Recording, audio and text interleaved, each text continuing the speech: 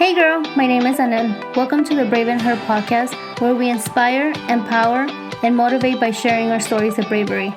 I strongly believe that by sharing our stories, we open ourselves to healing, but also serve to give hope and inspiration to those who are dealing with a tough situation. We will talk about all topics under the sun. Now let's hear your stories of bravery. Hey girl, so this is third and final part of Michelle's story. I hope that you have been enjoying listening to her story and really feel inspired by her story and her journey of infertility. And and if you're going through something similar, I hope that her story just gives you hope. So let's go and continue listening to her last part, or the last part of her story.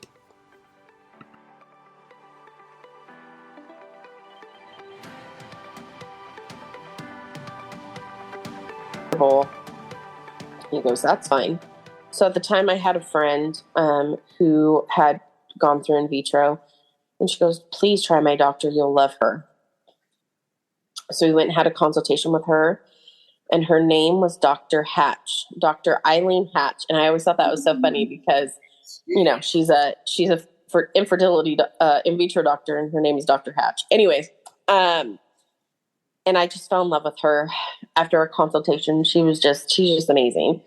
So then you have to go through the whole process of getting your embryos from one lab to the lab that she uses. So just like parents, we literally have to go pick them up in a tank and drop them off at another lab. It's the weirdest thing. I actually have a picture of it still in my camera reel because I just thought it was the funniest thing. So they give you this big square case, and they have this big tube that they stick your embryos like in this cryogenic tank that you have to drive over to the lab. So we had to like do all this paperwork, legal paperwork at one lab, sign them out, and then go check them into another lab. And I even buckled them in the back seat. I don't know. It was just really funny. I try to have fun with it. So, Hey, you never know. So we went and got them. Huh? I say you never know. Safety comes first. See, we were already good parents before we even started. So we go take them to her lab and drop them off. And I cried all the way home because it's really, for me, it felt like I remember telling my husband, it's so weird. Like they're right here. And I just want to hold them. Like they're right here in this tank, but like, I just want to bring them home.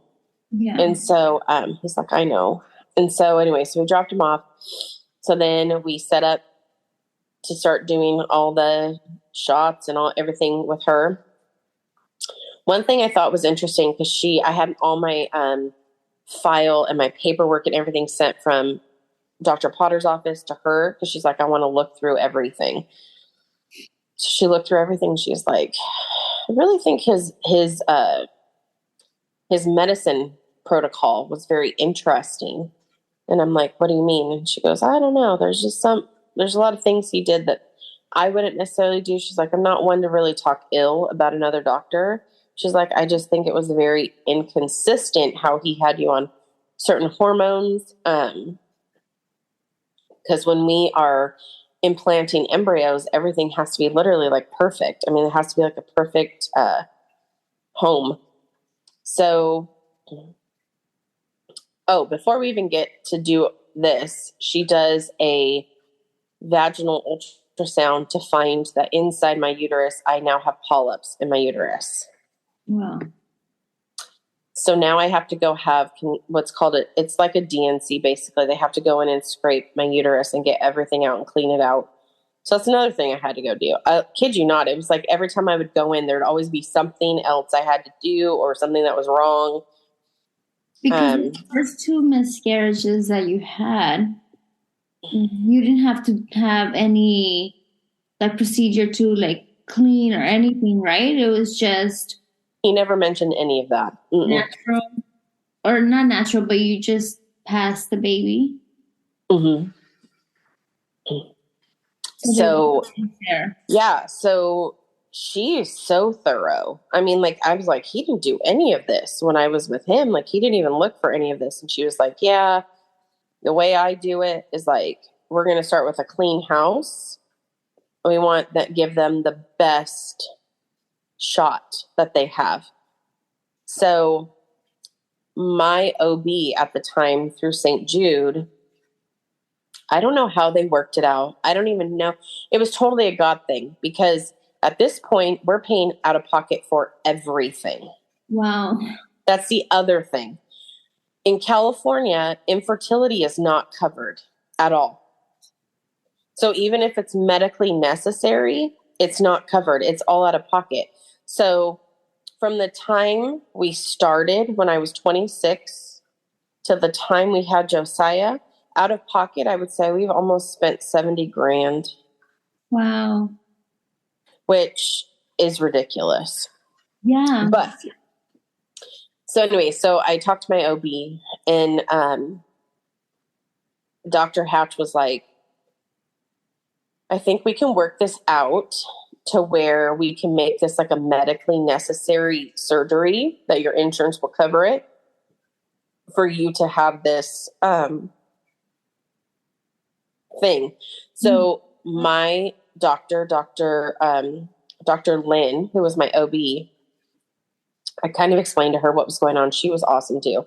Kind of explained to her what was going on. And she goes, yep, sounds like it's medically necessary to me. If you have polyps in there, we need to get them out because they could become cancerous, all that stuff. So anyways, so Dr. Hatch wrote up her end. I sent it over to Dr. Lynn. Dr. Lynn then put it through and it became covered under insurance to have this procedure. So that was a huge answer to prayer. Because if I had to pay out of pocket, just that surgery alone would probably cost me like $6,000 or something like that. Yeah. So had that done.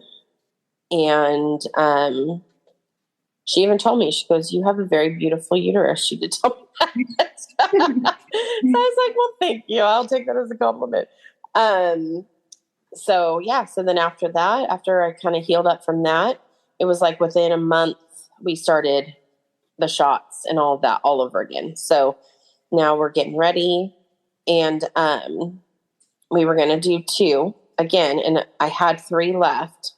And at that point, I was like, Dr. Hatch, are you sure you just don't want to put 3 in? I mean, at this point, like, this is round 3. Let's just go big or go home. And she goes, yeah, I can't do that. So the morning of the procedure, she did, she started to thaw out 2. And one of them didn't make the thaw. Like, it had died, basically. So we lost that baby. And then, but I had that one left over. So that was the 2 that she was going to implant. So now this is it. Like, now this is the last 2. This is it. And I'm praying for twins. At this point, I'm like, okay, at least maybe I can get 2 and I'll be good. Like, so I'm praying for twins. And anyways, you have to wait 11 days from the time you do implantation till you get a blood test and they tell you whether you're pregnant or not. And I remember going in and I was just like so anxious and so nervous. And I wish everybody could meet Dr. Hatch and her nurses because honestly, like, they were the best. Ugh, gosh, I was so sad when I graduated out of the program with them. Like, just amazing. Like, they are so amazing. And so, yeah, so I went in, I took a blood test, and I remember Dr. Hatch called us herself, not her nurses. It was her. And it was at nighttime. And I told Andrew, you are answering the phone because if it's a no, I don't want to get the phone call. Mm-hmm. And he's like, okay. So he gets it. And he's like so serious, at first. And then I could hear her say, no, you need to put it on speakerphone. And so she did. And that's when she told us, I'll never forget. She's like, you're pregnant.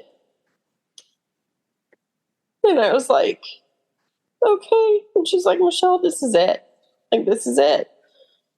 I said, okay, I'm going to write on your word because, she knew she knew our whole story. And so she's like, I'm just so excited for you guys. Like, this is so great. So then you go in within the week and they start, what they do is they go in, they do like a vaginal ultrasound because the embryo is small, at that point. So they really want to see what's going on in there and they just want to measure. They want to see the lining and everything. And I could just see that little peanut like on the screen and I just lost it. So, but then we found out we weren't having twins. So then I was like kind of mourning the fact that like that was it because those were our last two embryos. Mm-hmm. But yet then so excited at the same time. So it was like, like you but lost one, but you lost one, but keeping one. Yes. So I was so excited.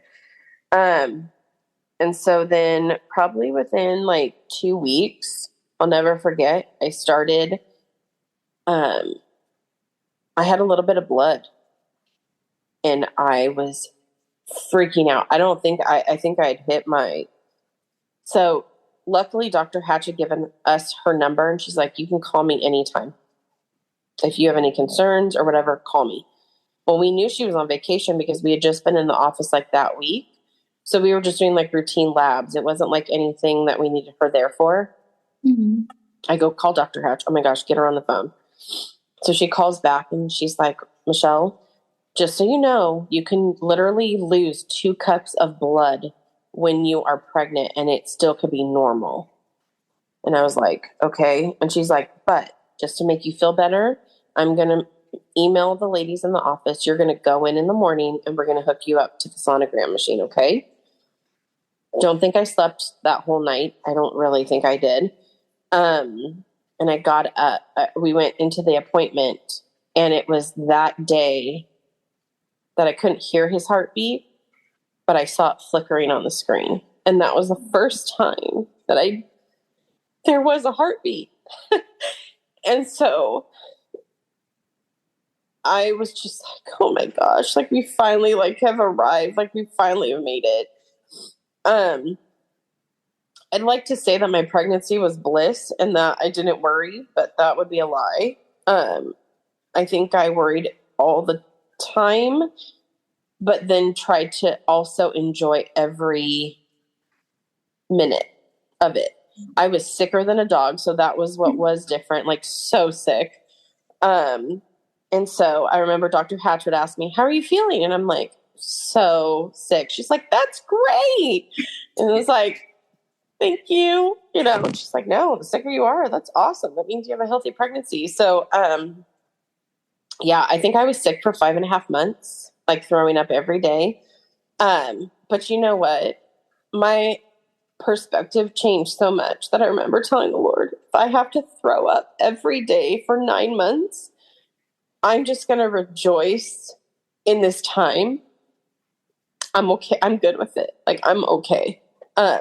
So yeah, I was sick for 5.5 months, throwing up a lot. But whatever.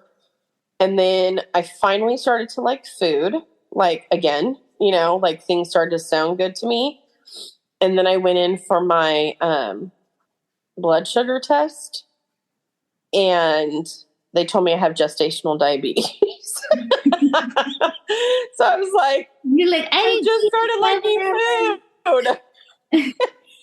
So I got to enjoy food for like maybe like a month. And then I was put on a really strict diet. But that was okay. I figured it out. And honestly, I felt really good. Like I was craving a lot of things that I couldn't have, but I also felt really good, at the time. So I only gained 2 pounds my entire pregnancy. Wow. Uh-huh. But I was starving towards the end a lot because I think the baby took everything. So that was fun. But yeah, I just remember I enjoyed everything. Gosh, I couldn't wait to see him on the screen. Well, I didn't know it was a him yet. Couldn't wait to see him on the screen. I couldn't wait to hear the heartbeat.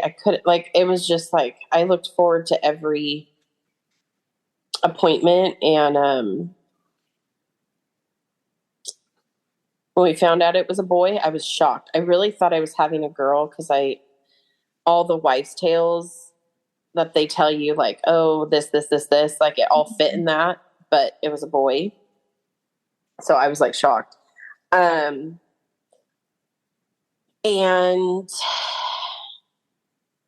yeah, I mean, gosh, it was pregnancy for me. It was hard, but it was a good hard. You know what I mean? Like it was like somebody asked me, would you do it again? I'm like, oh my gosh, I'd be pregnant again in a heartbeat. I don't even care how sick I would be. Because I loved it so much. I loved feeling him move. I loved feeling him kick. I loved when he would get hiccups. I thought that was the funniest thing. I don't know why, but I thought that was hilarious. Yeah, it's the best. I totally lost my train of thought. Do you have any questions? Because it might come back. It might come back to me. I don't know, but So I guess one of the questions, because you covered basically all the questions that I was thinking of asking you. You did great in sharing your story, but like one of the questions, I guess you kind of already covered it a little bit, but what was it like to go through through infertility and like still have hope in God, like hope and faith that this was going to happen? I know you said you were angry at God, which you had, so many reasons to be angry at God and so many reasons to give your back to God, I guess. But you didn't. You still kept hope and faith that this was going to happen for you. And, faith in God that he was going to do this for you, and then that this is what you were going through. It was not a lesson, but an experience that you had to go through to help others. I don't necessarily think I ever had full hope that this was going to happen for me. Like,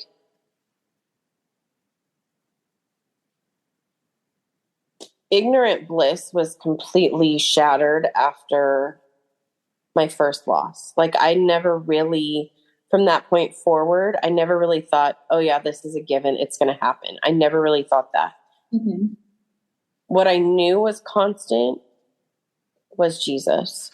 And so I always go back to that interaction between Jesus and Peter. And, Jesus asking Peter, like, do you love me? Or are you going to leave? Are you going to leave like everybody else? Basically, are you going to still follow me? Or are you going to leave? And Peter looks at Jesus and he goes, well, where am I going to go?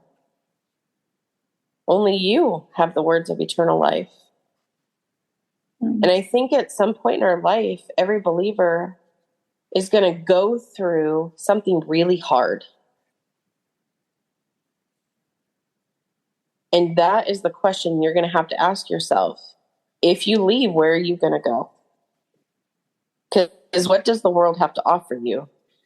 They don't have much to offer you. And if they do, it's an empty promise, right? Like, it's not going to leave you full of life and full of joy or anything like that. It's always going to leave you empty.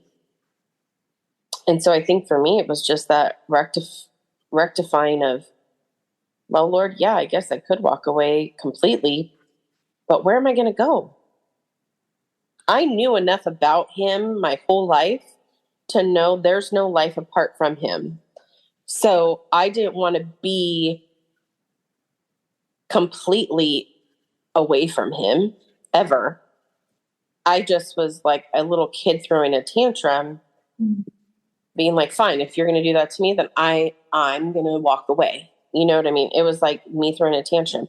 God in reality doesn't owe me anything in this life. He doesn't owe me anything. Everything I have is because he loves me and he wants to bless me, and he gives me out of the abundance of him and his grace and his love for me.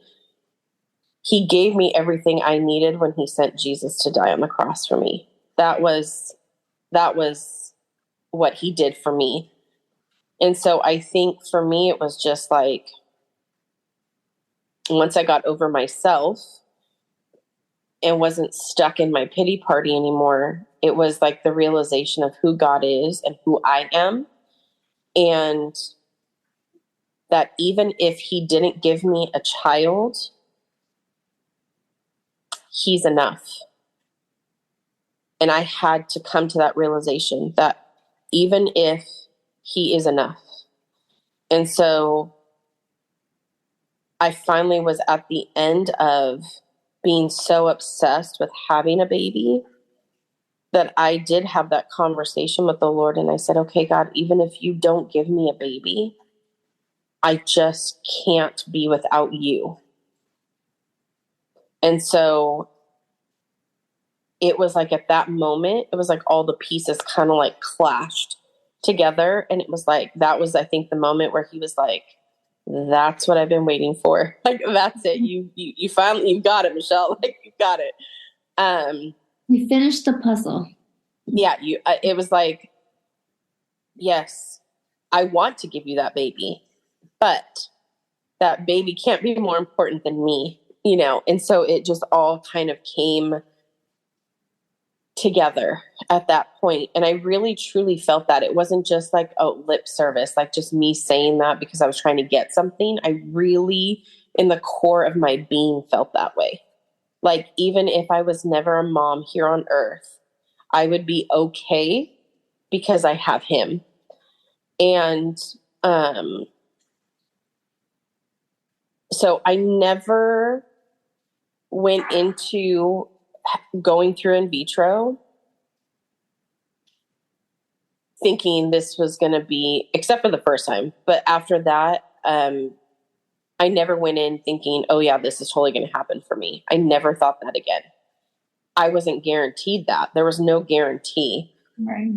I just knew, regardless of what happens, he's there and he'll walk me through and he'll get me through whatever it is that I have to walk through. And so,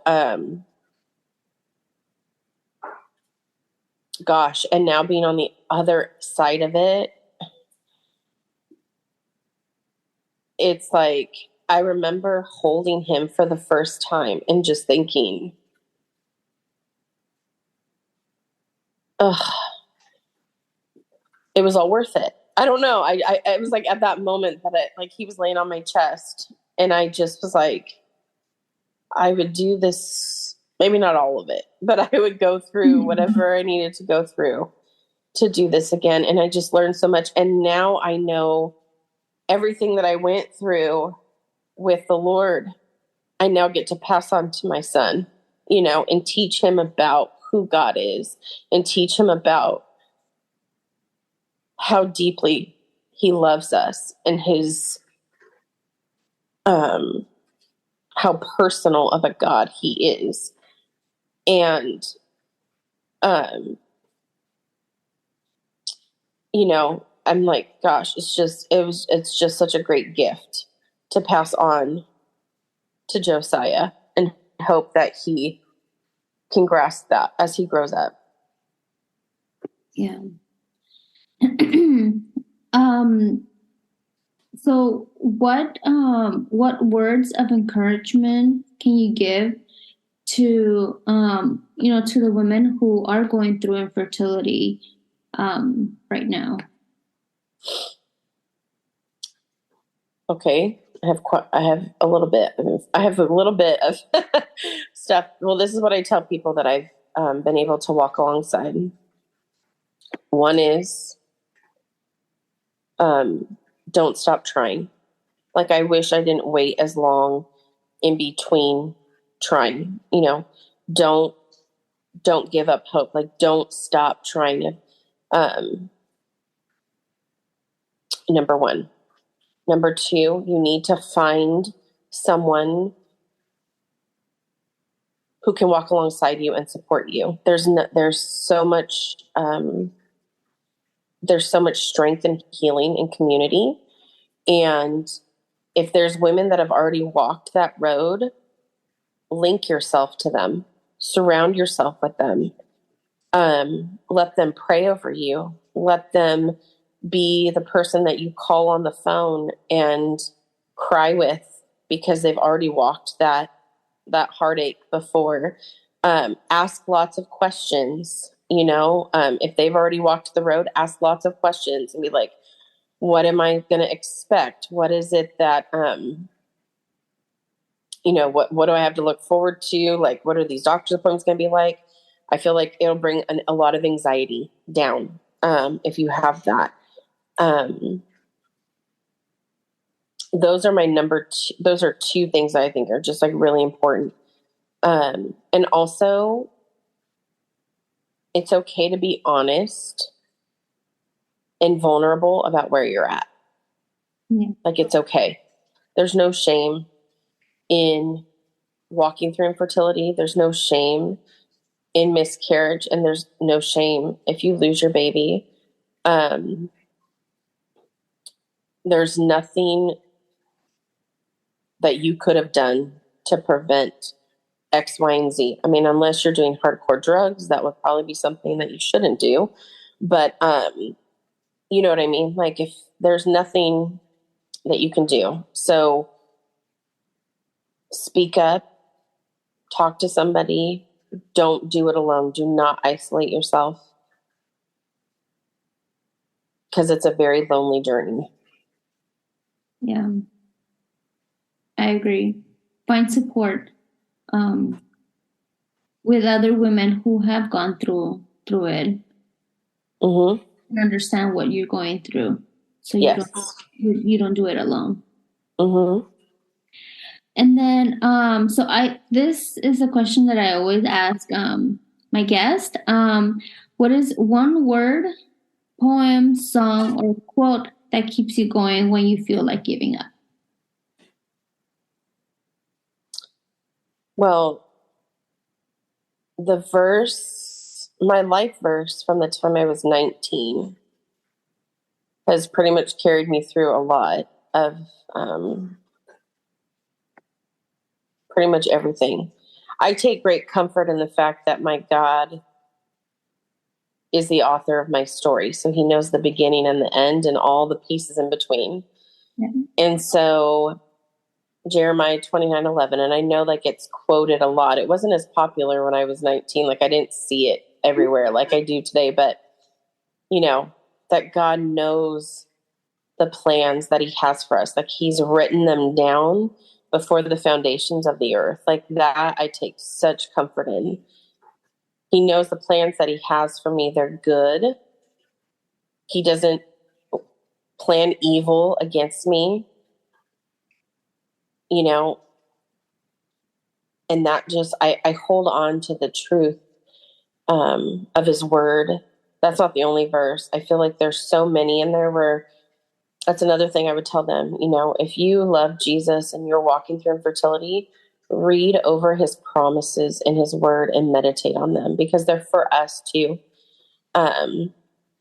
But yeah, Jeremiah 29:11, for I know the plans I have for you, says the Lord. They are good and not of evil, to give you a future and a hope. And so to really know the heart of God for me is what has always gotten me through. So I need to silence what the enemy says, that, he doesn't care and he, is blind to what I'm going through, and, all of that. And this completely the opposite. He knows he is in every detail of my life. And so I take a lot of comfort in that. Yeah.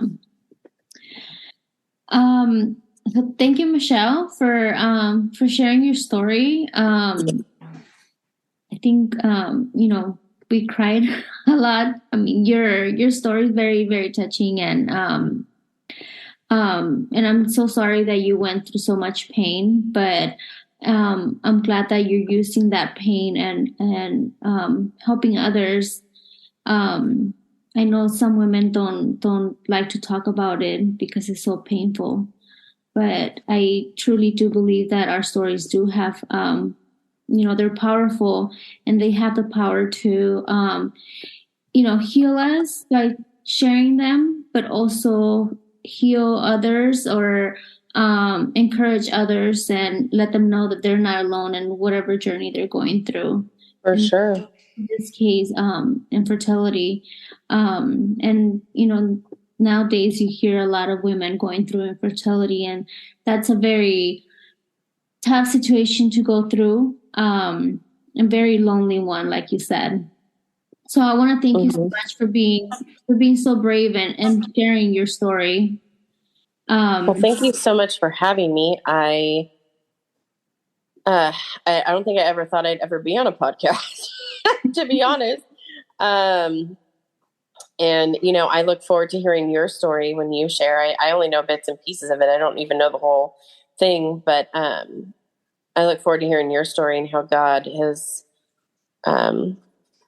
worked through you and will continue to work through you. So I just think, our stories have a lot of pain and a lot of grief, different situations, but to him be the glory, right? Like, it's in our struggle and in our weakness that he shines the brightest. So yeah, we all go through pain differently, but at the end of the day, pain is pain, right? And just knowing that someone else might be hurting and your story can help them, that to me is encouraging, that I can help someone else with my pain. I think if we just open ourselves up to being used, right? Like just saying, okay, Lord, just use me, like point me in the direction to somebody who needs to hear what I've walked through, and he totally will. I feel like he's so good with that. He's the master. I always tell people he's the master connector. He's the best connector of people. So sometimes I'm kind of scared to voice that out of, use me, because I remember very clearly one day I did say that, and then so, but I don't know. I just knew one day, I'll share my story, but I just knew that something big was going to happen, and it happened. And then, but I'm on the other side now, and just like you, I can see back, and it didn't make sense then, but it makes sense now. Yeah. Hindsight is 2020, isn't it? 2020. Well, thank you, Anel, so much for thank you just for giving me the opportunity to share and the space to share. And if for any reason, if somebody reaches out to you and they need someone to talk to and they don't have somebody, please feel free to give them my contact information. I'd be more than happy to walk alongside them if they need somebody to encourage them or love on them. So thank you so much, Michelle. And with that, I will see you ladies in the next episode. All right. Thanks, Anel. Thank you. Bye-bye. Thank you so much for listening. I hope this episode inspired you. If you like this podcast, please share on social media and tag me on Instagram @TheBraveandHer. I would love to hear your stories of bravery.